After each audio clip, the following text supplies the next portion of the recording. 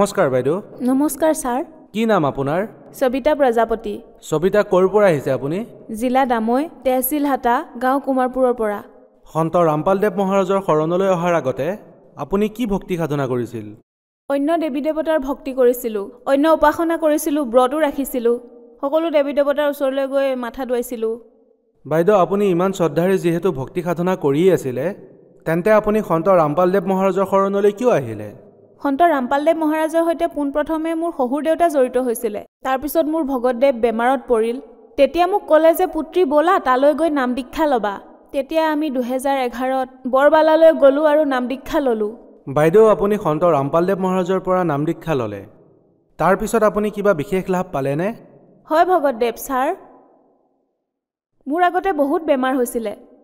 বেমাৰ হোৱাৰ বাবে জৰা ফুকা কৰিছিলোঁ আৰু দেৱী দেৱতাৰ ওচৰলৈ গৈছিলোঁ। যেতিয়াৰ পৰা সন্ত ৰামপালদেৱ মহাৰাজৰ শৰণলৈ আহিছোঁ, কোনো বেমাৰ নাই এতিয়া। জৰা ফুকা কৰিবলৈ গ'লে এদিনটো ঠিকেই থাকে, দুদিনলৈকে ঠিকে থাকোঁ। আপোনাৰ কি সমস্যা আছিল?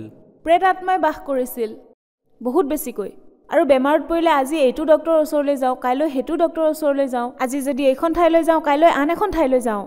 আপুনি ভাবিছিল নেকি যে আপোনাৰ ভূত প্ৰেতৰ সমস্যাৰ সমাধান আপুনি ডক্টৰৰ ওচৰত পাব? নাই, কোনো ডক্টৰৰ ওচৰলৈ যদি যাওঁ, এজনে কয় সেইজনৰ ওচৰলৈ যোৱা, সিজনে কয় ইজনৰ ওচৰলৈ যোৱা। জৰা ফুকা কৰিবলৈ গ'লেও কয় যে তাৰ ওচৰলৈ যোৱা, নাইবা তাৰ ওচৰলৈ যোৱা। এদিন ভাল পাওঁ, দুদিন ভাল পাওঁ। তাৰপিছত এখন ঠাইলৈ গ'লোঁ যেতিয়া আমি ভাগৰি পৰিছিলোঁ। যেতিয়া তাত ক'লে যে এতিয়া মই নোৱাৰিম আৰু, এতিয়া তুমি বৰবালাৰ সন্ত ৰামপালদেৱ মহাৰাজৰ শৰণলৈয়ে যোৱা, তুমি তাতেহে ঠিক হ'বা। গতিকে মই সন্ত ৰামপালদেৱ মহাৰাজৰ শৰণলৈ আহিলোঁ। কালে লৈয়ে গৈছিল মোক, মই মৰিয়ে গৈছিলোঁ। কালে লৈয়ে গৈছিলে মোক। সন্ত ৰামপালদেৱ মহাৰাজে ক'লে যে লৈ যোৱাচোন, ক'লৈকে লৈ যাব পাৰা মোৰ আত্মাক। তাৰপিছত কালক ক'লে যে এৰি দিয়া এই আত্মাক, এতিয়াই তাইৰ মৃত্যুৰ সময় হোৱা নাই, তাই ভক্তি কৰিব লাগিব, বৰ্তমান তাই মোৰ আত্মা। তাৰপিছত কালে আধা দূৰ লৈ গৈ মোক এৰি দিলে। যেতিয়া মোক কালে লৈ যাবলৈ আহিছিলে বহুত ডাঙৰ ডাঙৰ ৰূপত, মহৰ ৰূপ ধৰি আহিছিলে, তেতিয়া মই ইজনৰ ঘৰত লুকাইছিলোঁ, সিজনৰ ঘৰত লুকাইছিলোঁ। তাৰপিছত গুৰুদেৱে মোক বচালে আৰু ক'লে পুত্ৰী ভক্তি কৰিবা কেৱল। মই ক'লোঁ হ'ব গুৰুদেৱ, এতিয়া মই ভক্তি কৰিম। সন্ত ৰামপালদেৱ মহাৰাজে মোক জীৱন দান দিলে। বাইদেউ, সন্ত ৰামপালদেৱ মহাৰাজৰ পৰা নাম দীক্ষা লোৱাৰ পিছত আপুনি কি কি লাভ পালে? ভগতদেৱ, যদি মই লাভৰ কথা কওঁ তেন্তে কেৱল এটা দিনে উকলি নাযায়, ৰাতিও উকলি যাব।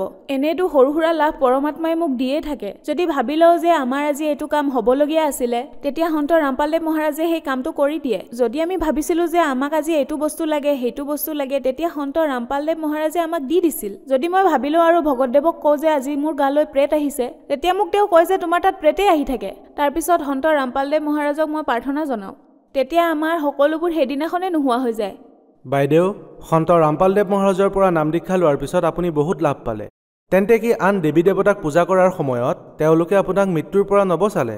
যেতিয়া কালৰ জালে আপোনাক লৈ গৈ আছিলে, তেতিয়া আপুনি আন দেৱী দেৱতাক মনত পেলোৱা নাছিলে নেকি?